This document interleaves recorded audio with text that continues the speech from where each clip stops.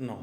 तो hello guys, हम लोग जल्दी से देखते हैं एंजाइम। ठीक है, पूरा एक एक करके वो लाइन बाय लाइन एनसीईआरटी को लेके चलेंगे। ठीक है, तो ओके स्टार्ट करते हैं एंजाइम। तो सबसे पहले it is also known as biocatalyst. इसको हम लोग बायोकैटलिस्ट भी कहते हैं। क्यों कहते हैं? क्योंकि ये लिविंग ऑर्गेनिज्म के द्वारा प्रोड्यूस किया जाता है। इसलिए नहीं कि लिविंग ऑर्गेनिज्म के अंदर चलता है, इसलिए इसको बायोकैटलिस्ट नहीं बोलते हैं भाई। बायोस का मतलब लाइफ, मतलब लिविंग। तो ऐसा समझ सकते हैं ना कि ये हो सकता है इसको बायोकैटलिस्ट इसलिए बोला हुआ क्योंकि ये लिविंग ऑर्गेनिज्म के अंदर काम करते हैं। नहीं नहीं, ऐसा नहीं है। लिविंग ऑर्गेनिज्म के बाहर भी काम करते हैं, क्योंकि फंजाई क्या है? Living organism. That means fungi में क्या होता है? फंजाई अपना खाना कैसे डाइजेस्ट करता है? मुंह से एंजाइम निकालता है। दैट मीन्स वो क्या करता है? एंजाइम निकालता है, बाहर खाना फूड को डाइजेस्ट करता है और बॉडी से एब्जॉर्ब करता है। दैट मीन्स वहाँ पे डाइजेशन कैसा हो रहा है? Out of the body digestion हो रहा है। ठीक है, तो दैट मीन्स हम लोग बायोकैटलिस्ट इसलिए नहीं कहते क्योंकि ये लिविंग ऑर्गन के अंदर काम करते हैं। नहीं, ये लिविंग और बल्कि लिविंग ऑर्गन के द्वारा प्रोड्यूस किए जाते हैं, इसलिए इसको बायोकैटलिस्ट बोला। ठीक है, okay. These are made up of proteinaceous particle. ठीक है, these are made up of protein. ठीक है, मेनली ये किसके बने होते हैं? प्रोटीन के बने होते हैं। उसमें भी ये जो प्रोटीन का कौन सा स्ट्रक्चर है? टर्सरी स्ट्रक्चर है। ठीक है, ओके। और अगर बात करें, हाँ ये बात सही है कि ये प्रोटीन के जनरली बने होते हैं जितने सारे एंजाइम्स हैं हमारे, लेकिन कुछ एक्सेप्शन है। कुछ एक्सेप्शन लाइक अगर एग्जांपल लें तो राइबोजाइम। नो, राइबोजाइम जो होता है वो आरएनए मॉलिक्यूल होता है। ठीक है, जो एंजाइम की तरह बिहेव करता है, आरएनए। ठीक है, और भी एक टीलोमेरेज है, वो भी एंजाइम है, आरएनए से बना हुआ होता है। ठीक है, दैट मीन्स वो प्रोटीनेसिस नहीं, प्रोटीन का बना हुआ नहीं होता है। ठीक है, और एंजाइम की तरह काम करता है, वो भी एंजाइम ही है लेकिन वो आरएनए से बना हुआ है। ठीक है, और राइबोजाइम याद रखना। और अगर बात करें तो लाइक और क्या देखना, अगर हम लोग एंजाइम केमिस्ट्री में जो एंजाइम यूज होते हैं जो कि इनऑर्गेनिक कैटालिस्ट जिनको कहते हैं। ठीक है, दैट मीन्स इसको बायो कैटालिस्ट कहते हैं। केमिस्ट्री वाले कैटालिस्ट को हम लोग इनऑर्गेनिक कैटालिस्ट, दैट मीन्स वो इनऑर्गेनिक कंपाउंड से बने हुए होते हैं। ठीक है, कैटालिस्ट। तो दैट मीन्स अगर हम लोग कंपेयर करें तो क्या होता है?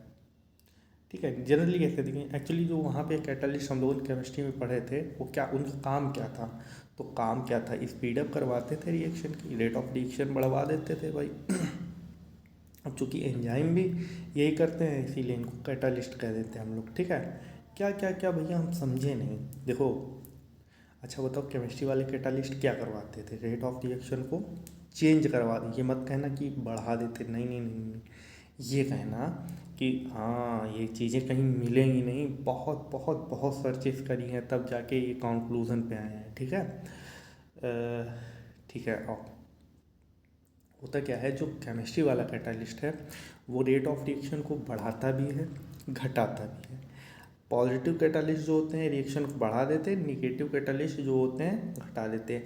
कैटालिस्ट का मतलब होता है कि वो रिएक्शन को स्टार्ट नहीं करता, वो रिएक्शन के चल रही है उसके बीच में आएगा, रिएक्शन को फास्ट करवा देगा। दैट मीन्स स्पीड अप करवाएगा, रेट ऑफ रिएक्शन को बढ़वा देगा। ठीक है, ठीक है, जल्दी जल्दी रिएक्शन को करवाएगा। और फिर जब रिएक्शन पूरी कंप्लीट हो जाएगी उसके बाद अपने को फ्री आउट कर लेगा, वहाँ से निकल जाएगा।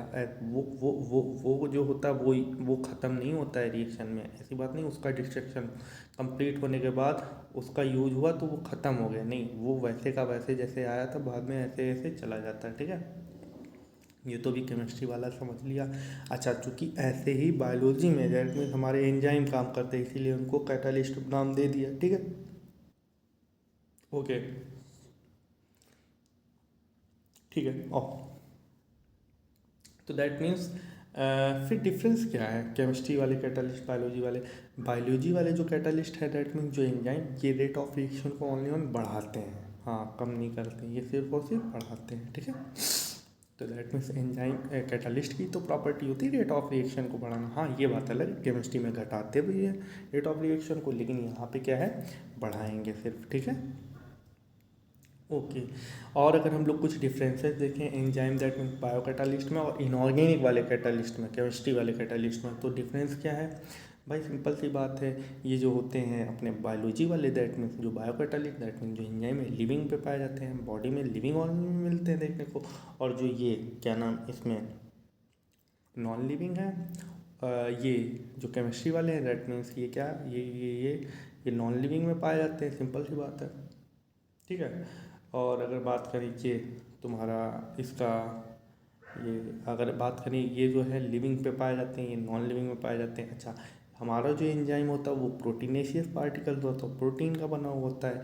ये जो होते हैं नॉन प्रोटीनियस पार्टिकल होते हैं, ठीक है, केमिस्ट्री वाला कैटालिस्ट जो होता है। और अगर बात करें ये अपना जो ये होता है जो बायो कैटालिस्ट है, ये अगर इसकी बात करें तो दैट मीन्स ये अगर दैट मीन्स ये हाई टेम्परेचर पे क्या होते हैं, डीनेचर्ड हो जाते हैं। भैया भैया भैया डीनेचर्ड का मतलब जो इसके ऑन्ड बॉन्ड जितने होते हैं सब टूट जाते हैं, बेकार हो जाता है हाई टेम्परेचर पे एंजाइम, ठीक है। और अगर केमिस्ट्री वाला कैटालिस्ट बात करें, ये क्या है, ये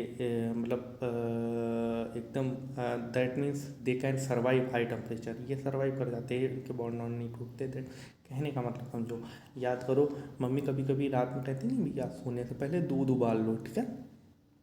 किस लिए कहती हैं मम्मी, क्योंकि जब एक्चुअली हमारे अंदर जो एंजाइम है, दैट मीन्स जो कैटालिस्ट हैं, उनकी काम करने की अपनी एक वो है, ठीक है। दैट मीन्स जो एंजाइम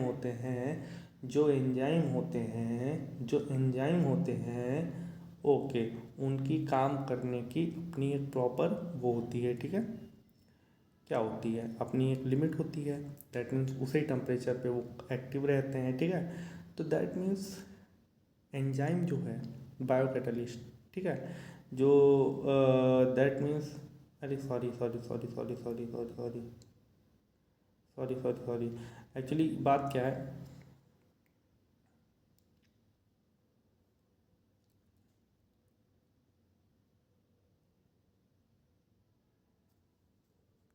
हाँ, और एक्चुअली जो एंजाइम होते हैं वो जनरली लिविंग ऑर्गेनिज्म में उनका वो किस टेम्परेचर पे सर्वाइव करते हैं, 0 से लेके 40 डिग्री सेंटीग्रेड तक। तो दैट मीन्स एक बात बताओ, मम्मी किस लिए वो दूध उबालने के लिए कहती है, क्योंकि जब हम दूध उबालेंगे कोई चीज़ उबल जाएगी, वो 100 डिग्री सेंटीग्रेड पे पहुंच जाएगी, ठीक है। अब टेम्परेचर इतना ज़्यादा हो गया तो उसके अंदर, दूध के अंदर जो लिविंग ऑर्गेनिज्म, दैट मीन जो बैक्टीरियाज है जिनके अंदर जो रिएक्शनें चल रही हैं, उनके एंजाइम जाएंगे मर। दैट मीन बैक्टीरिया, जब एंजाइम मर जाएगा भाई, रिएक्शन कहाँ होगी, मेटाबॉलिज्म ही तो ख़त्म हो जाएगी। जब मेटाबॉलिज्म नहीं तो सेल नहीं तो ऑर्गेनिज्म नहीं, दैट मीन्स डेथ। तो बैक्टीरिया इसीलिए मर जाएगा, ठीक है, और दूध खराब होने से बच जाएगा। तो अगर हम लोग इसकी बात करें, ठीक है, तो दैट मीन्स ये जो होते हैं हाई टेम्परेचर पे डीनेचर्ड हो जाते हैं, ठीक है, एंजाइम जो होते हैं, हाँ ठीक है, ओके, कंसेप्ट क्लियर। और अगर देखें और कोई बात है, लिविंग है, नॉन प्रोटीनियस है, और बात करें ये है they can survive not survive, don't survive high temperature, इधर वाले सर्वाइव वाले, ठीक है, हो गया। और अगर हम लोग बात करें, अच्छा एक बात बताएं, कुछ लिविंग ऑर्गेनिज्म लाइक अगर बैक्टीरिया की बात करें तो वो इतने हाई टेम्परेचर इन्वायरमेंट में भी रह सकते हैं। दैट मीन्स वहाँ पे इनके अंदर का जो एंजाइम है, मतलब ये एक्सेप्शन में आ सकता है, कह सकते हैं, क्योंकि जनरली हम लोगों ने लिविंग ऑर्गेनिज्म की बात करी, ये जो इनके अंदर जो एंजाइम होते हैं 0 से लेकर 40 डिग्री सेंटीग्रेड तक काम करते हैं। हमारी ही बॉडी में देख लो, हमारी बॉडी का जो नॉर्मल टेम्परेचर है वो क्या है, एवरेज टेम्परेचर जो हमारी बॉडी का टेम्परेचर वो 37 डिग्री सेंटीग्रेड। तो दैट मीन्स हमारी बॉडी में जितने एंजाइम हैं वो इस एंजाइम को टॉलरेट कर लेंगे ना, इस टेम्परेचर को सह लेंगे। दैट मीन्स बाकी अगर हम लोग बात करें तभी वो अच्छे से काम कर रहे हैं, हमारी बॉडी में जितनी रिएक्शन चला है हमको ज़िंदा रखे हुए हैं, ठीक है।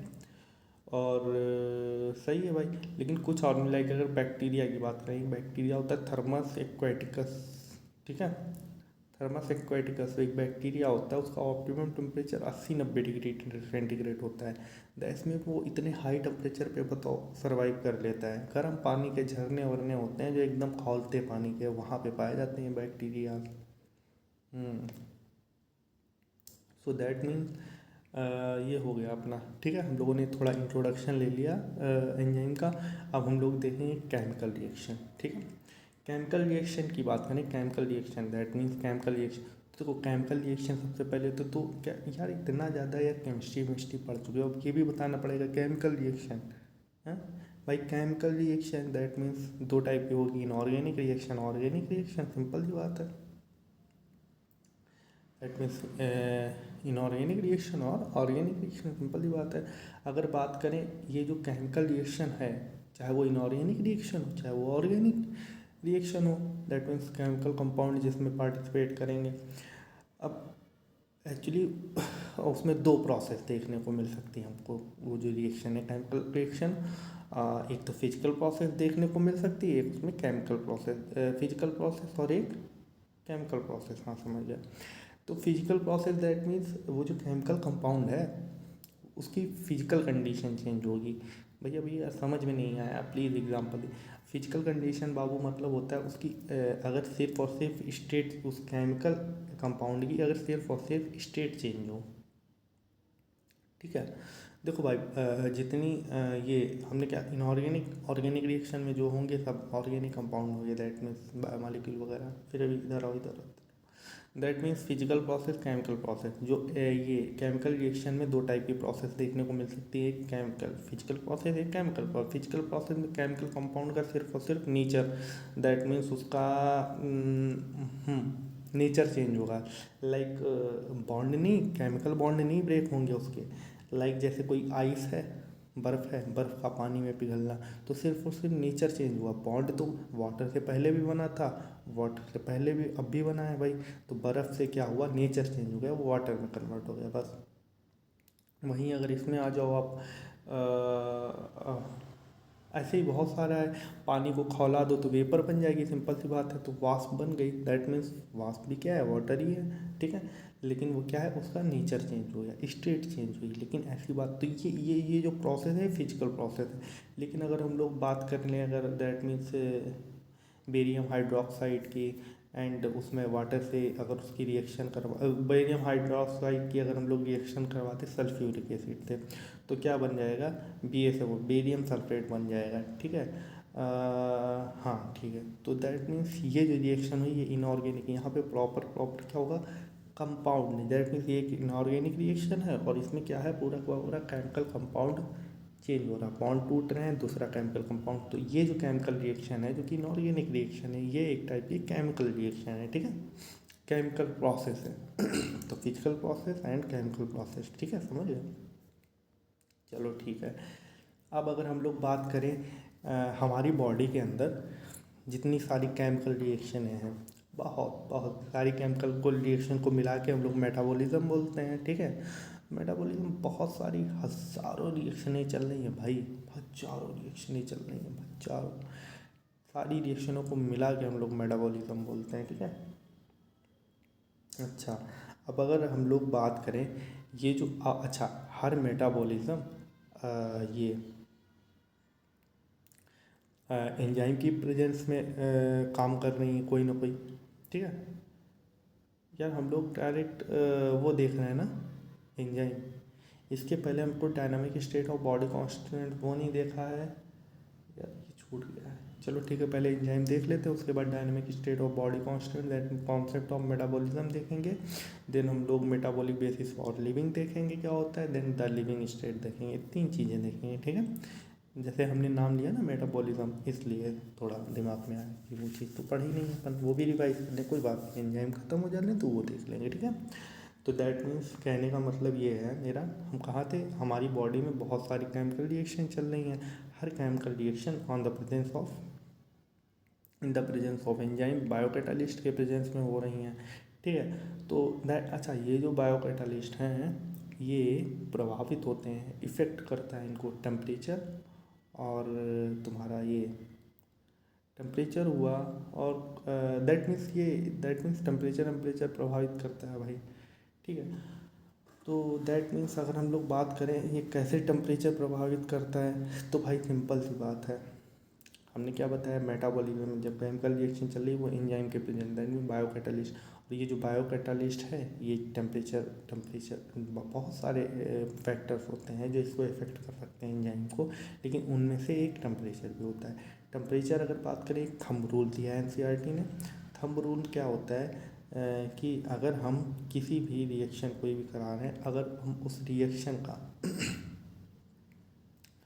अगर हम लोग उस रिएक्शन का टेम्परेचर 10% बढ़ा दें, ठीक है। रिएक्शन का टेम्परेचर मतलब दैट मीन्स जहाँ पे रिएक्शन हो रही है ना, अगर हम लोग उसमें एंजाइम इन्वॉल्व है तो हम लोग उस इन्वायरमेंट में अगर 10 डिग्री टेम्परेचर का चेंज लाएँ, दैट मीन्स उसको बढ़ा दें। तो दैट मीन्स अगर बढ़ा देंगे, एंजाइम 0 से 40 डिग्री सेंटीग्रेड पे काम करता है, तो अगर 10 डिग्री सेंटीग्रेड अगर बढ़ा देंगे तो क्या होगा,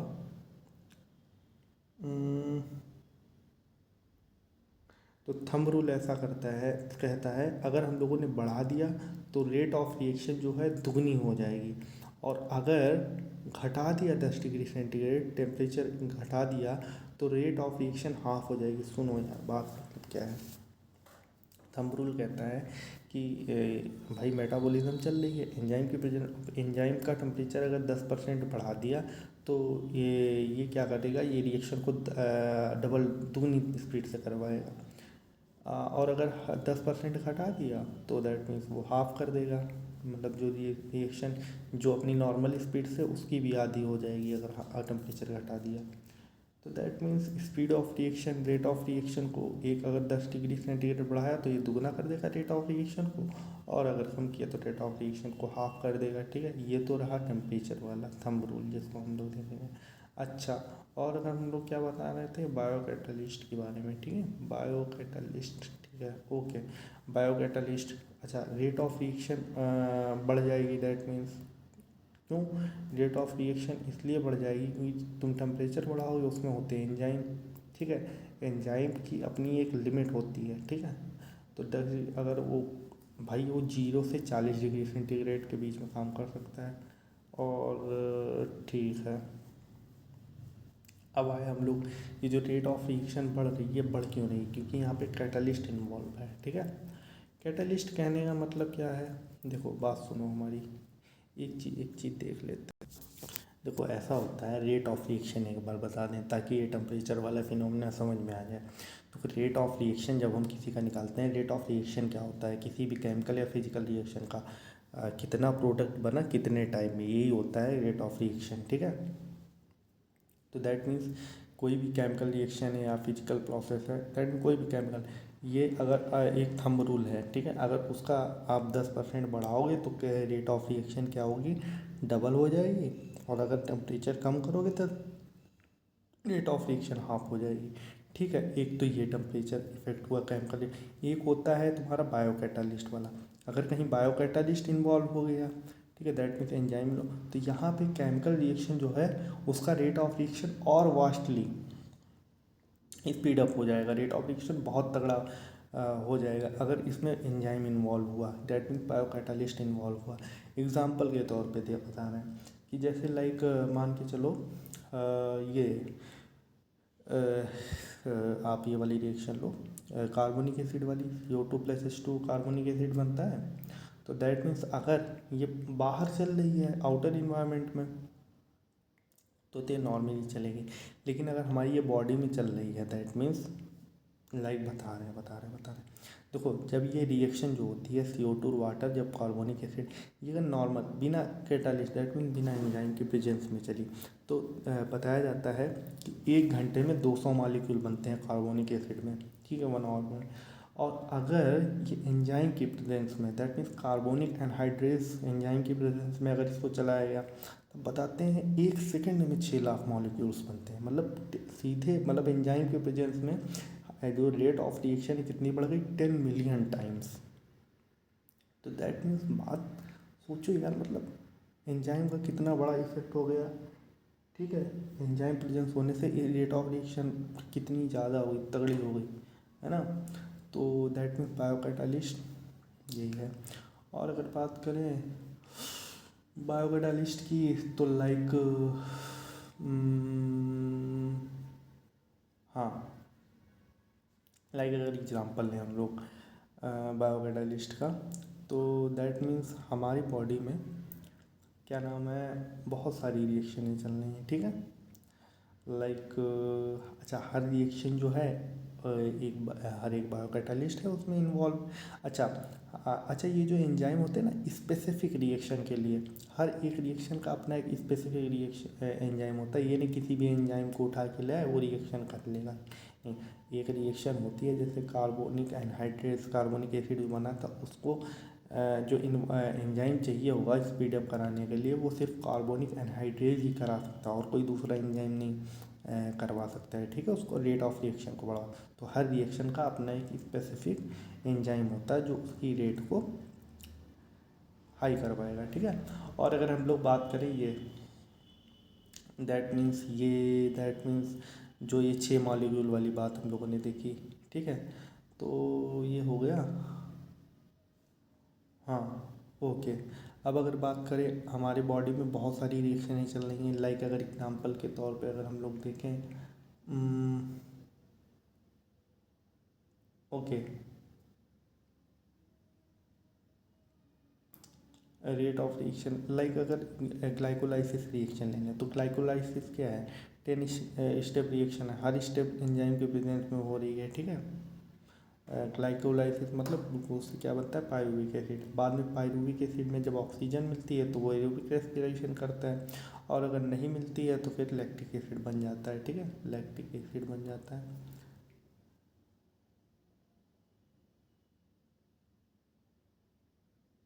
लैक्टिक एसिड बन जाता है, ओके, ठीक है भाई।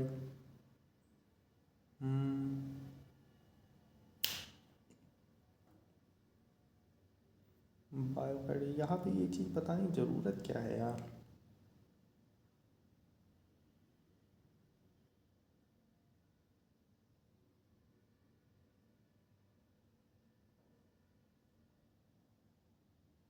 नहीं, वो तो वहाँ पे बताया था ना।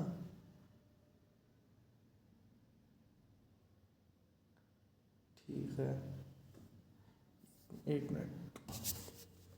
बताने का मतलब ये है कि मतलब कि पायरुविक रेट दैट मीन्स ऐसे बहुत सारी रिएक्शन हमारी बॉडी में चल रही है। लाइक अगर हम लोग देखें, ग्लाइकोलाइसिस है और तमाम सारी रिएक्शनें हैं, ठीक है। तो हर रिएक्शन अपनी अपनी एंजाइम की प्रेजेंस में हो रही है, ठीक है। तो बस दैट्स इट, इतना ही था। और अगर हम लोग देखें, अब हम लोग ये पढ़ेंगे कि एंजाइम जो है वो एक्चुअली कैसे क्या है, वो रेट ऑफ रिएक्शन को कैसे बढ़ा दे रहा है, ठीक है। तो how do enzyme brings about such high rate of chemical convergence, मतलब कैसे केमिकल कंपाउंड का दूसरे केमिकल में कन्वर्जन कर स्पीडली हाई रेट से साथ कन्वर्जन कर रहा है केमिकल्स का, ठीक है। सिंपल सी बात है, एक कंपाउंड को दूसरे कंपाउंड में जल्दी से बदल रहा है, ठीक है। तो ये कैसे कर पा रहा है, तो कोई ऐसे कर पा रहा है, हम बता रहे हैं। देखो, सिंपल सी बात है, मैं सिंपल सा दिमाग लगाना है कि जब भी दो मॉलिक्यूल मिलते हैं, दो मॉलिक्यूल मिले आपस में टकराए, ठीक है, दो सबस्ट्रेट मिले आपस में टकराए तो प्रोडक्ट में बदले, तो उनके आपस में टकराने पे दैट मीन्स उनको टकराने में जो एनर्जी चाहिए उसको एक्टिवेशन एनर्जी कहते हैं, ठीक है। क्या, एक्टिवेशन एनर्जी, ठीक है। अगर ये एक्टिवेशन एनर्जी बढ़िया लेवल की हुई तो वो प्रोडक्ट में कन्वर्ट होंगे, बढ़िया नहीं होंगे। तो एंजाइम क्या करता है, इन दोनों को टकरवाने की, दैट मीन्स जो एक्टिवेशन एनर्जी है उनको कम कर देता है, ठीक है। दैट मीन्स अब उतनी एनर्जी की ज़रूरत नहीं पड़ेगी, दैट मीन्स एक्टिवेशन एनर्जी को घटवा के सबस्ट्रेट को प्रोडक्ट में कन्वर्ट करवा देता है, ठीक है। तो दैट मीन्स समझ गए, बस यही है सिंपल फिनोमेना यार। ठीक है, बाकी यहाँ पे बेसिक चीज़ बताई जाएगी इसमें, थोड़ा एनसीईआरटी तुमको आपको ये चीज़ें समझाएगी कि यहाँ पे यस दैट मीन्स एंजाइम काम कैसे करता है, थोड़ा बहुत बेसिक एंजाइम के बारे में बताएगी। लाइक कोई एंजाइम है और कोई सबस्ट्रेट है, तो सबस्ट्रेट वहाँ पे जाएगा एंजाइम के पास, दैट मीन्स एंजाइम के पास क्या है, binding site, that means active site होती है सबस्ट्रेट की, ठीक है। सबस्ट्रेट एंजाइम की एक्टिव साइट से बाइंड करेगा, देन कॉम्प्लेक्स बनेगा, क्या, enzyme substrate ES complex. Then उसके बाद क्या होगा, रिएक्शनें होंगी, बॉन्ड में टूटेंगे बनेंगे, उसके बाद देन क्या होगा, प्रोडक्ट बन जाएगा एंजाइम के अंदर ही। तो ईपी के कॉम्प्लेक्स बनेगा।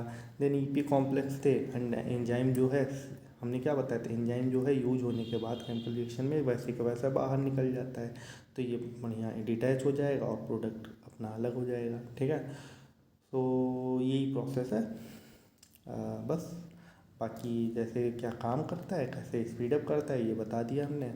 अच्छा, अब अगर बात करें, अगर हम लोग इसको ग्राफ से समझाएं, एनसीईआरटी ने ग्राफ, इधर पोटेंशियल एनर्जी ले लिया, इधर प्रोग्रेस ऑफ रिएक्शन दिखा दिया है। ठीक है भाई, इसने बताया जो सबस्ट्रेट है उधर प्रोग्रेस बनवाया है। देखो, अगर सबस्ट्रेट का अगर हम लोग एनर्जी देखेंगे, अगर एनर्जी प्रोडक्ट कंपेयर में ज़्यादा है सबस्ट्रेट की, दैट मीन्स हम लोग एनर्जी, अगर वो हाई एनर्जी पे है और प्रोडक्ट जो बना वो लो एनर्जी पे, दैट मीन्स एनर्जी रिलीज हुई है। और एनर्जी रिलीज हुई है दैट मीन्स एक्सोथर्मिक रिएक्शन है। ठीक है, जैसे हमारी रेस्पायरेशन क्या होता है, हम लोग ग्लूकोज को तोड़ते हैं तो एनर्जी रिलीज होती है। तो एक टाइप की ये क्या है, एक्सोथर्मिक रिएक्शन है, जिसमें एनर्जी निकल जाए वो एक्सोथर्मिक कंडीशन, एक्सोथर्मिक वाली प्रोसेस है। ठीक है, बाकी इसका उल्टा कर दो, इसमें एनर्जी स्टोर हो जाए, वो एंडोथर्मिक प्रोसेस है। ठीक है, तो ठीक है, हो गया। और कुछ इसमें समझना है? देखो, हम थोड़ा एनसीईआरटी का इमेज करते हैं कि एनसीईआरटी ने और क्या क्या बताया है। ओके, ठीक है भाई, ठीक है, हो गया। अब इसके बाद आओ तो हम लोग नेचर ऑफ एंजाइम देखेंगे, नेचर ऑफ एंजाइम एक्शन देखेंगे कि एंजाइम जो है किस तरह से। तो वही 4 प्रोसेस हैं। ठीक है, सबसे पहले क्या होता है, एंजाइम किस तरह से एक्शन करता है। सबसे पहले बहुत सारी मेटाबॉलिक रिएक्शनें चल रही हैं, हर मेटाबॉलिक रिएक्शन अपने, दैट मीन्स हम मेटाबॉलिक रिएक्शन करते हो या फिर केमिकल रिएक्शन, बात की है। ठीक है, तो ये अपने अपने प्रेजेंस, एक एंजाइम में प्रेजेंस में हो रही है। एंजाइम काम कैसे करता है भाई, उसके पास अपनी खुद की एक्टिव साइट होगी और इधर सबस्ट्रेट मॉलिक्यूल होगा, सबस्ट्रेट एंजाइम से बाइंड करेगा जाके। ठीक है, सबसे पहला स्टेप ये होता है, 4 स्टेप होते हैं। फिर क्या करेगा, हर हर एंजाइम का एक फिक्स सबस्ट्रेट होता है, वो उसी से बाइंड करेगा। जैसे कि अगर एग्जांपल के साथ कोई माल्टेज एंजाइम है, तो माल्टेज हमेशा माल्टोज सबस्ट्रेट से बाइंड, ये नहीं सुक्रोज से बाइंड कर लेगा। दैट मीन्स वो सिर्फ और सिर्फ माल्टोज को ही बाइंड करेगा अपने में। ठीक है, और किसी को नहीं। तो हर एंजाइम का सबस्ट्रेट जो होता है वो स्पेसिफिक होता है, वो वही सबस्ट्रेट उससे बाइंड कर सकता है। ठीक है, बाइंडिंग साइट ही वैसी बनी होती है। तो दैट मीन्स पहला स्टेप क्या है कि सबस्ट्रेट जो है एंजाइम से बॉन्ड करेगा। नाउ सेकेंड स्टेप क्या है, बॉन्ड कर दिया, अब क्या होगा, अब जो सबस्ट्रेट है वो एंजाइम की शेप को चेंज करेगा। ठीक है, इंड्यूस करेगा, उसकी शेप को चेंज करेगा। ठीक है, और ऐसा मतलब फील करवाएगा ताकि उसको एंजाइम जो है अपनी चारों तरफ से टाइट तरीके से अराउंड इट बढ़िया से उसको मतलब अराउंड कर ले।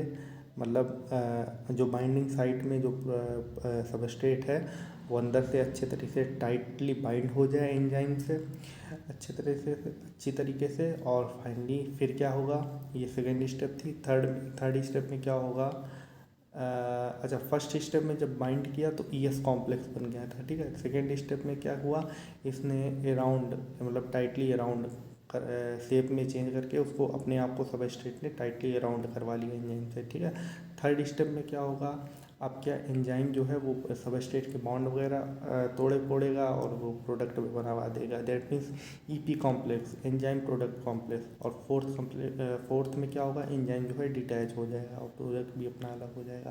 तो ये 4 स्टेप हैं। ऐसे nature of enzyme action, enzyme ऐसे काम करता है। ठीक है, ओके। नो, अब हम लोगों को क्या पढ़ना है एंजाइम के बारे में, अब हम लोग को देखना है क्या, हाँ, फैक्टर देखने हैं। ठीक है, फैक्टर्स अफेक्टिंग एंजाइम एक्टिविटी। ठीक है, तो एंजाइम की एक्टिविटी में कुछ फैक्टर्स हैं, लाइक सबसे पहला तो टेम्परेचर ही है भाई। अगर टेम्परेचर, हर एक एंजाइम एक स्पेसिफिक टेम्परेचर पे काम करता है। ठीक है, 0 से 40 डिग्री सेंटीग्रेड पे। तो अगर पहले क्या होता है, आप इधर ग्राफ बनाए हुए हैं। ठीक है, इधर ले लो सपोज दैट टेम्परेचर, इधर ले लो एंजाइम एक्टिविटी। ठीक है। तो सबसे पहले आप क्या होगा, जैसे जैसे टेम्परेचर बढ़ाओगे एंजाइम एक्टिविटी बढ़ती जाएगी, बाद में एक ऑप्टिमम कंडीशन आएगी, उससे ज़्यादा नहीं बढ़ा सकते। तो उसके साथ सपोज दैट 40 डिग्री सेंटीग्रेड वाली आ गई, अगर 40 डिग्री सेंटीग्रेड बढ़ा दिए ना, तो फिर क्या होगा, एंजाइम डीनेचर्ड कर जाएंगे। ठीक है, एंजाइम काम करना बंद कर देंगे। ठीक है। तो अच्छा एक बात बताओ, जानते हो आलू क्यों नहीं ख़राब होते? क्योंकि सिंपल सी बात है, कोल्ड स्टोरेज में रखे जाते हैं। एंजाइम एंजाइम आलू पे लगे होते, वो सॉरी, फंगस आलू पे रखे लगे होते हैं, लेकिन फंगस कैसे होते हैं, इनएक्टिव फॉर्म में होते हैं। ठीक है, फंगस हुआ, बैक्टीरिया हुआ, क्योंकि भाई एंजाइम की काम करने की टेम्परेचर 0 से 40, अब तुमने उसको रख दिया फ्रिज में आलू को। ठीक है, और फ्रिज में माइनस में टेम्परेचर है। ठीक है, तो माइनस टेम्परेचर पे एंजाइम काम नहीं कर पाएगा भाई। दैट मीन्स जो ऑर्गेनिज्म होगा, वो बैक्टीरिया होगा या जो भी फंगस होगा, वो सही से आलू को सड़ा नहीं पाएगा, क्योंकि उस एंजाइम उसके इनएक्टिव है अंदर। तो जब एंजाइम इनएक्टिव है तो वो रिप्रोड्यूस ही नहीं, जनसंख्या बढ़ा ही नहीं पाएगा, तो काहे के लिए सड़ा पाएगा वो।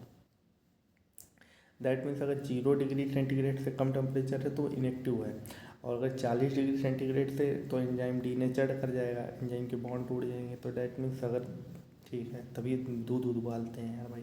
ठीक है। अच्छा यही कंडीशन पीएच की भी होती है। अगर पीएच भी क्या है, सपोज दैट एंजाइम एक्टिविटी में तुमने अगर ऐसा कोई एंजाइम है, सपोज दैट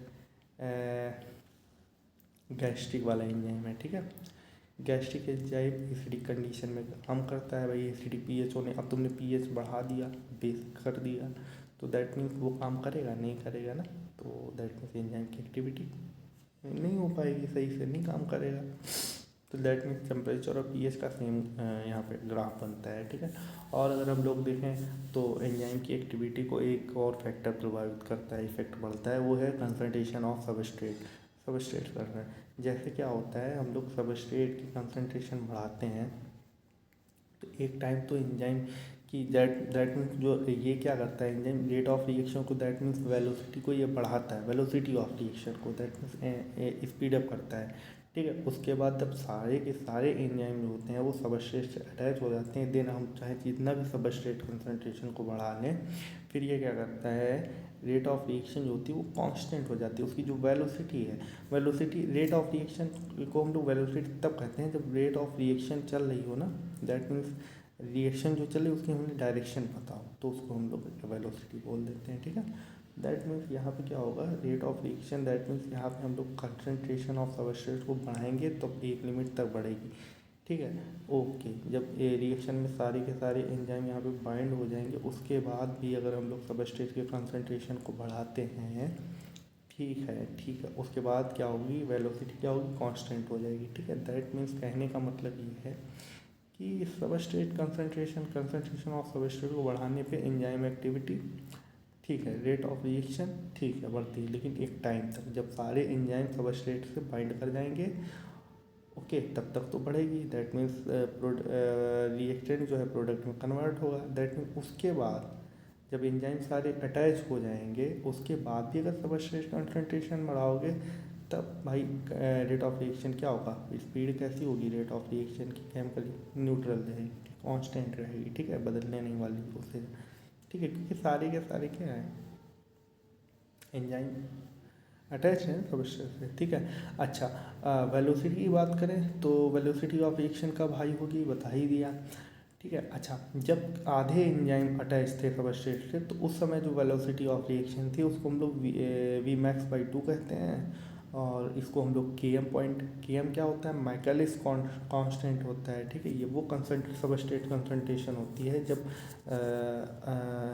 जो केमिकल रिएक्शन है वो अपनी फुल वेलोसिटी का हाफ होता है। ठीक है, ठीक है। अच्छा, तो सबस्ट्रेट कंसंट्रेशन जान गए। अच्छा, और एंजाइम की एक्टिविटी को दो चार और भी सब्सटेंस लाइक इन्विटर है एक सब्सटेंस, वो भी इफेक्ट करता है। इन्विटर क्या होता है भैया, इन्विटर जैसे ये होता है, देखो क्या होता है, एंजाइम पहले जान लो। एंजाइम के पास ना एक तो एक्टिव साइट होती है, एक और साइट होती है एलोस्टेरिक साइट। ठीक है, चलो अच्छा यहाँ पे नहीं बताते हैं एलोस्टेरिक के बारे में। हमने क्या कहा, एंजाइम की अपनी एक एक्टिव साइट होती है, तो इन्हिबिटर क्या करता है, उसकी एकदम सेम उसका एकदम स्ट्रक्चर सब कुछ एकदम एंजाइम की ही तरह होता है, ठीक है। तो ये सबस्ट्रेट को एंजाइम के पास जो एक्टिव साइट होती है जहाँ सबस्ट्रेट बाइंड करता है, वो सबस्ट्रेट को ना बाइंड होने से अपने आप को बाइंड करवाता है, क्योंकि वो भी सबस्ट्रेट के जैसा ही है। तो वहाँ से जो रिएक्शन होने वाली होगी उसको क्या करेगा, नहीं होने देगा। सिंपल सी बात है, वो रिएक्शन ही को नहीं बंद करवा देगा ये इनहिबिटर। लाइक इसके एग्जाम्पल याद कर लेना, ठीक है। 3 एग्जाम्पल, एक सक्सीनिक एसिड वाला, सक्सीनिक डिहाइड्रोजनेज एंजाइम होता है, यहाँ पे काम करता है, और इसको हम लोग सक्सीनिक एसिड के सबस्ट्रेट होता है। तो दैट मीन्स यहाँ पे हम लोग जो इनहिबिटर यूज़ करते हैं वो ऑक्सलेट मेलोनेट यूज़ करते हैं, उससे सक्सीनिक डिहाइड्रोजनेज, ठीक है। एंजाइम की एक्टिव साइट पे ये दो सब्सटेंस छोड़ते हैं जाके, मेलोनेट और ऑक्सलेट, ठीक है। और अगर बात करें हम लोग ये मेथनॉल पॉइजनिंग की, मेथनॉल पॉइजनिंग इंपॉर्टेंट है। मेथनॉल पॉइजनिंग इंपॉर्टेंट सुना हुआ ना, जहरीली शराब लोग पी लेते हैं, ठीक है, मर जाते हैं। तो इसमें क्या होता है एक्चुअली, जब आदमी मेथनॉल पीता है, देखो हम लोग कौन से पीते हैं, एथेनॉल, ठीक है। मेथनॉल में क्या होता है, जब इंसान पी लेता है मेथनॉल, तो मेथनॉल अंदर लीवर में जाके फॉर्मल्डिहाइड नहीं, फॉर्मिक एसिड बन जाता है फिर, ठीक है। HCHO, फॉर्मिक एसिड, सही यार, फॉर्मल्डिहाइड कि फॉर्मिक एसिड में कन्वर्ट हो जाता है। और फॉर्मिक एसिड हमें लगता है हार्मफुल होता है, ठीक है, वो ब्लाइंडनेस क्रिएट करवाता है फॉर्मिक एसिड, ठीक है। हाँ ठीक, फॉर्मिक एसिड जो होता है वो ब्लाइंडनेस क्रिएट करवाता है, दैट मीन्स आदमी को अंधा बनवाता है, ठीक है। तो होता नहीं, जहरीली शराब से आदमी मर जाते हैं।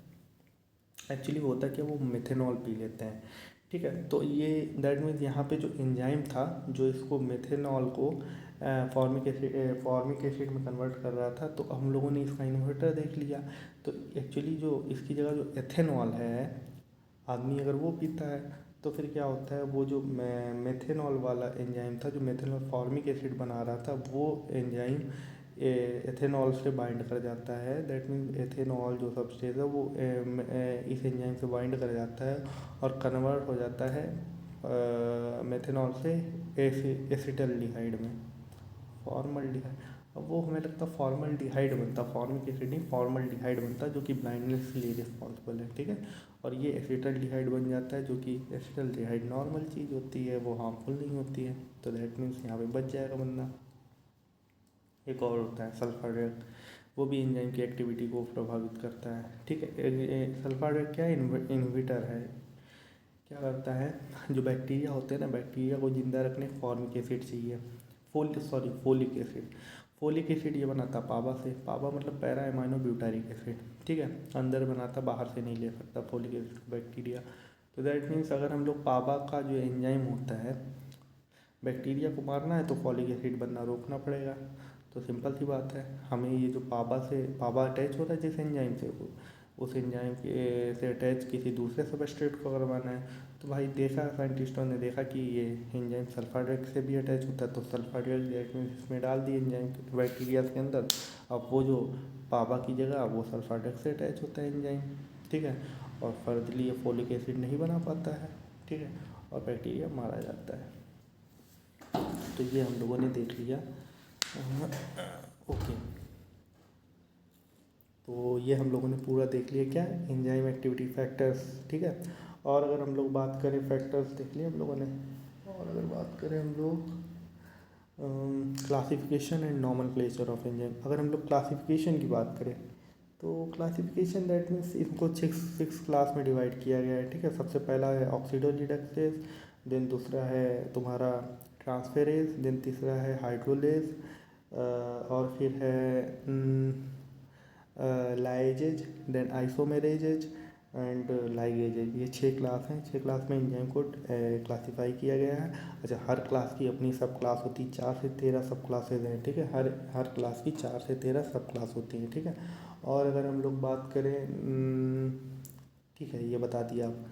ऑक्सीडोरिडक्टेज मतलब ऑक्सीडेशन रिएक्शन कराने वाला एंजाइम, ठीक है। उसके बाद अगर बात करें ट्रांसफेरेज, इसमें यहाँ ये क्या होगा, एक ग्रुप से दूसरे ग्रुप को ट्रांसफ़र करेगा।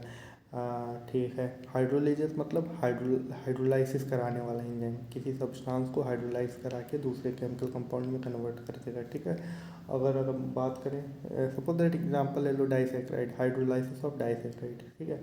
और फिर हम लोग बात करें अगर इसका लाइजेज भी क्या करता है, किसी सब्सटेंस को तोड़ के दूसरे कंपाउंड में बदलता है केमिकल में, लेकिन ये हाइड्रो दैट मीन्स वाटर का यूज़ नहीं करता, ऐसे ही, ठीक है। दैट मीन्स यहाँ पे लाइजेज क्या करता है, ठीक है, ठीक है, ये क्या करता है, ये भी तोड़ता है और ये बिना वाटर के तोड़ता है, और हाँ डबल बॉन्ड बनवाता है उस कंपाउंड में, ठीक है, ये इंपॉर्टेंट है। आइसोमरेज क्या आइसोमर बनाता है, जैसे ग्लूकोज से फ्रक्टोज बना देना, ठीक है। और अगर बात करें लाइगेज, लाइगेज क्या करता है, दो कंपाउंड को आपस में जोड़ देता है, ठीक है। Okay, is that clear. Now अब हम लोग देखते हैं कोफैक्टर्स। अरे वाह, बड़ी जल्दी ख़त्म हो गया यार।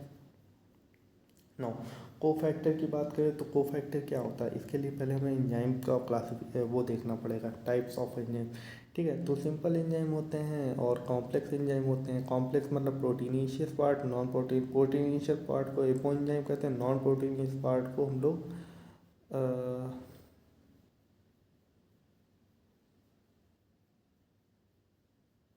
कोफैक्टर्स कहते हैं। अब ये कोफैक्टर्स भाई ऑर्गेनिक मॉलिक्यूल के भी बने हो सकते हैं, इनऑर्गेनिक मॉलिक्यूल के भी बने हो सकते हैं, ठीक है। तो ऑर्गेनिक मॉलिक्यूल दैट मीन्स अगर परमानेंट अटैच हुआ, दैट मीन्स एंजाइम पे, अच्छा एक चीज़ याद है, चलो ठीक है आगे बढ़ते हैं यार। जो एंजाइम से अटैच हुआ प्रोटीनेशियस पार्ट से, तो उसको प्रोस्थेटिक ग्रुप करेंगे, जिस तरह से पेरोक्सिडेज एंड कैसाडेज में हीम जो है वो प्रोस्थेटिक ग्रुप का काम करता है, ठीक है। अगर हम लोग बात करें हीमोग्लोबिन की, तो हीमोग्लोबिन एंजाइम थोड़ी ना है, लेकिन फिर भी जैसे हीम वहाँ ग्लोबिन वाले दैट मीन पोर्शन से परमानेंटली अटैच रहता है, जैसे यहाँ पे एंजाइम से अटैच रहता है हीम। अगर बात करें जो non proteinaceous part that mean cofactor, अगर इनऑर्गेनिक नहीं, ऑर्गेनिक मॉलिक्यूल है लेकिन परमानेंटली अटैच है, लाइक उसको हम लोग को एंजाइम बोलेंगे। को एंजाइम मतलब साथ रहने वाला है, ठीक है।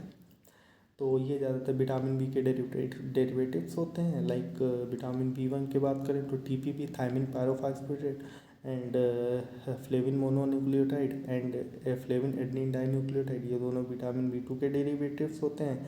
And nucleotide adenine NAD, nicotinamide adenine dinucleotide, ये क्या है, और एक निकोटीनामाइड डाइन्यूक्लियोटाइड फॉस्फेट, ये दोनों जो होते हैं विटामिन बी3 के। भाई विटामिन निकोटीनामाइड जो लिया गया नाम से, वो विटामिन बी3 का ही नाम से लिया गया है। नियासिन एक्चुअली जो होता है, नियासिन विटामिन बी3 का ही नाम होता है, उससे डेरिवेटिव्स हैं, ठीक है। तो दैट मीन्स ये भी हो गया।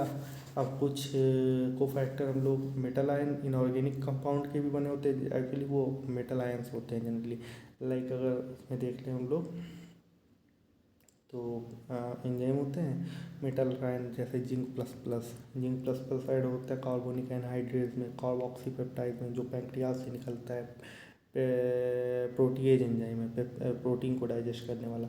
और अगर बात करें कार्बोनिक एनहाइड्रेट, वो भी वहाँ पे भी मेटल्स प्रेजेंट होते हैं, जिंक प्लस प्लस, ठीक है। ये हो गया, और कुछ बाकी है को ध्यान करने दो। तो बस ठीक है, एंजाइम हो गए कोफैक्टर। अच्छा, एंजाइम जब भी बहुत सारी मेटाबॉलिक रिएक्शन में पार्टिसिपेट करते हैं, ठीक है भाई, कोफैक्टर पढ़ लिया हम लोगों ने, ठीक है ठीक है ठीक है ठीक है ठीक है, कोफैक्टर पढ़ लिया हम लोगों ने, दैट मीन्स कोफैक्टर्स देख लिए ना सारे, मेटल आयन देख लिए। अच्छा, बाकी का कैसे क्या एनर्जी होती है, कैसे बनती है, कैसे ट्रांसफॉर्म होती है, कैसे हम लोग उसको जो एनर्जी बनती है उसको हम लोग मैकेनिकल वर्क में यूज़ करते हैं, ये सारी की सारी चीज़ें आप बायो एनर्जेटिक्स में पढ़ोगे हायर क्लास में, ये तो बता ही दिया है, ठीक है। कोफैक्टर, ठीक है, हो गया, और क्या, ओके ठीक है, दैट्स कंप्लीटेड एंजाइम, ठीक है। एक बार रुक जाओ यार। सो हाय गाइस, स्टार्ट करते हैं, ठीक है। तो हमने जैसा बताया था 3 टॉपिक छूट गए थे अपने, dynamic state of body constituent, ठीक है, dynamic states of body constituents, ठीक है, that means concept of metabolism. तो एक्चुअली डायनामिक स्टेट यहाँ पे लिविंग स्टेट की बात कर रहा है, ठीक है। ये बताना चाह रहा है कि एनसीईआरटी की जो हमारी लिविंग स्टेट है ना, ये एक्चुअली डायनेमिक कंडीशन में रहती है, क्योंकि नहीं रहती है, डायनेमिक स्टेट में रहती है। मतलब ये है, मतलब ये है कि हमारी जो हाँ लिविंग स्टेट है ये कैसी है, डायनामिक। मतलब ये है कि जो लिविंग स्टेट है ये मेटाबॉलिक फ्लक्स में होती है हमारी, ठीक है। मेटाबॉलिक फ्लक्स मतलब कि होता है जो मेटाबोलाइट्स हैं, भैया ये सब हमें बिल्कुल भी नहीं समझ में आ रहा जो आप बक रहे हो।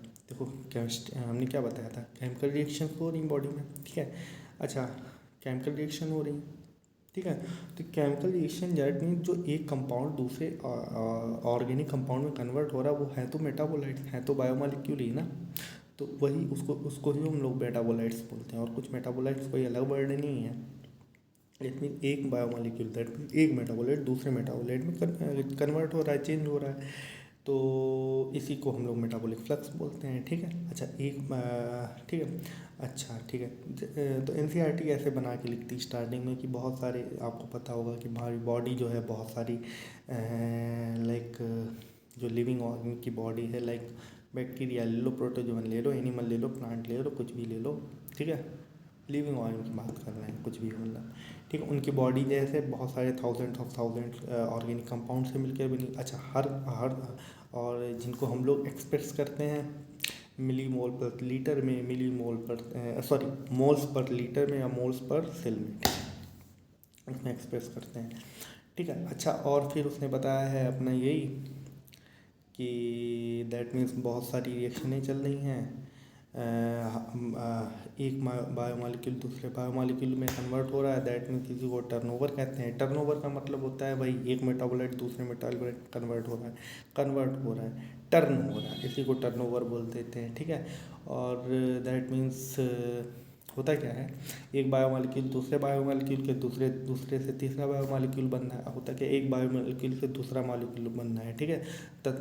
तथा वो खुद वो जो मॉलिक्यूल वो भी किसी न किसी बायोमोलिक्यूल से बनना होता है, बस, ठीक है। और ये सारी रिएक्शनें को मिला के हम लोग मेटाबॉलिज्म बोलते हैं। मेटाबॉलिज्म जो रिएक्शनें होती है उसको मेटाबॉलिक रिएक्शन करते हैं। वो जो पाथ जिस पाथ को पूरा का पूरा जो सीरीज होती है उसको हम लोग मेटाबॉलिक पाथवे कहते हैं। जो metabolic pathway that means metabolic reaction होती हैं जो हमारी बॉडी में आइसोलेशन में जनरली नहीं होती। आइसोलेशन मतलब कोई भी ऐसी रिएक्शन नहीं है जो अकेले हो रही हो, एकदम एक सीरीज़ के फॉर्म में होती है। लाइक ग्लाइकोलाइसिस में देखो ना, ग्लूकोज जब पाइरुवेट एसिड में तो 10 स्टेप में टूटता है, ठीक है। उसके बाद बस ऑक्सीजन में एक क्रेब साइकिल में साइक्लिक एक पूरी साइकिल चलती है, ठीक है, रिएक्शनों की। तो दैट मीन्स ये कह रहा है जो मेटाबॉलिक पाथवे होते हैं वो लाइक सीरीज में वो भी होते हैं, लीनियर भी हो सकते हैं और साइक्लिक फॉर्म में भी हो सकते हैं, सर्कुलर फॉर्म में हो सकते हैं, ठीक है।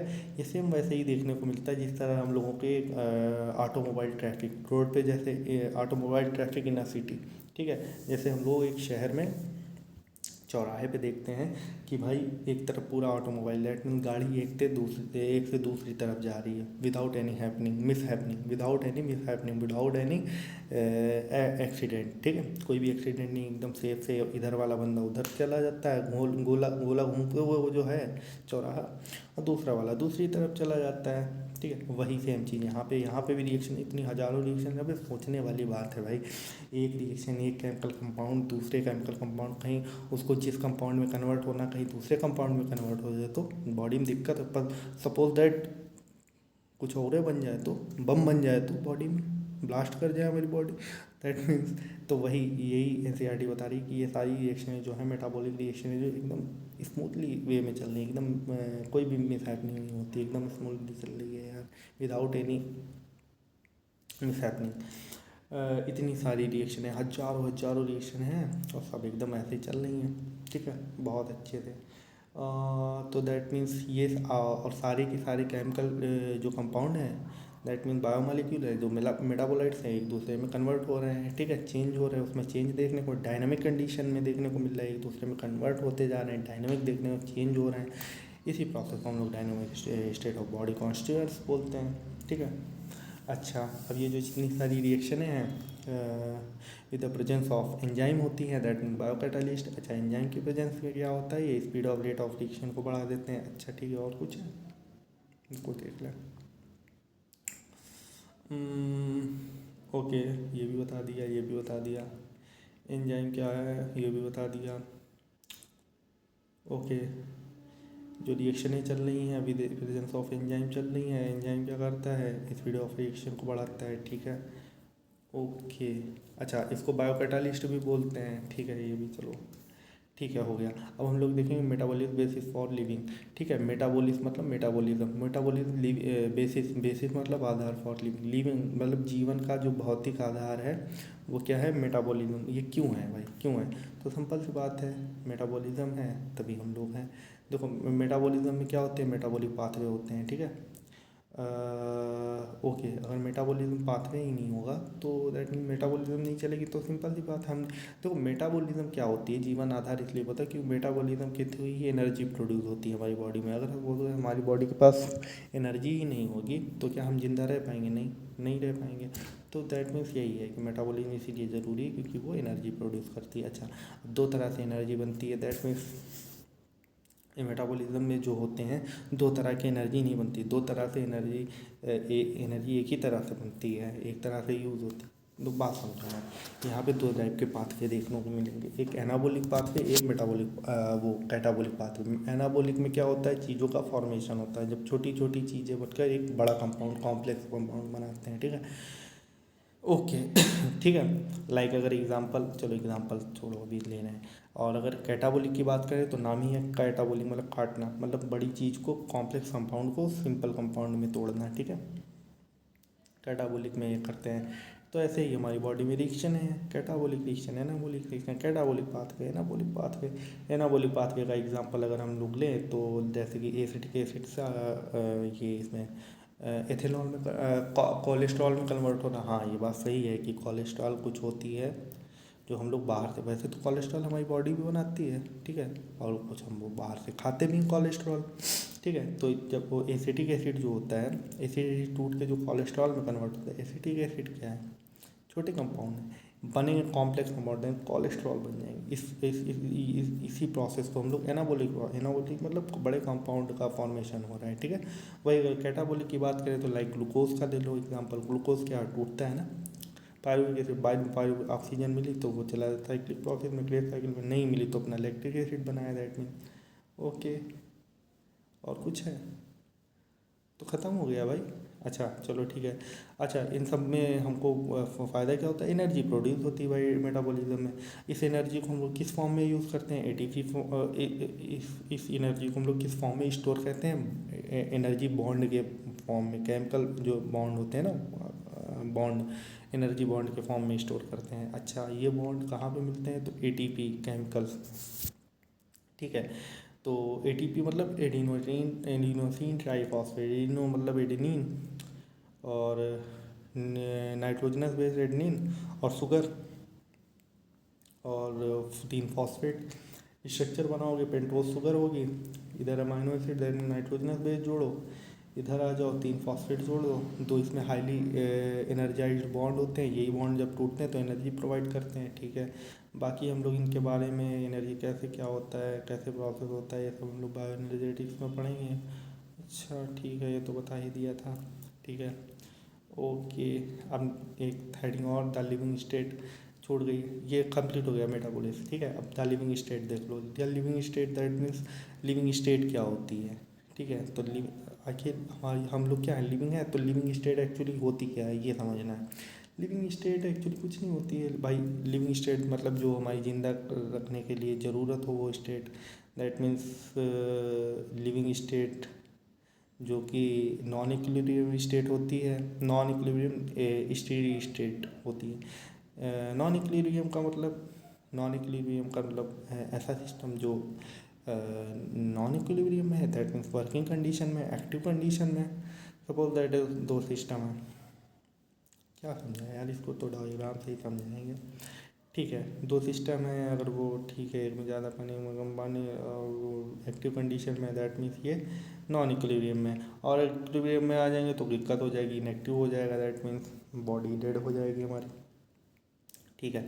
स्टेडी स्टेट का मतलब फिक्स कंसनट्रेशन, हर चीज़ अपनी फिक्स अमाउंट में होती है। लाइक अगर हम लोग अपने ब्लड में बात करें तो ग्लूकोज का लेवल एकदम फिक्स होता है, 4.2 से 6.1 मिली मोल पर लीटर, ठीक है, सही बात है।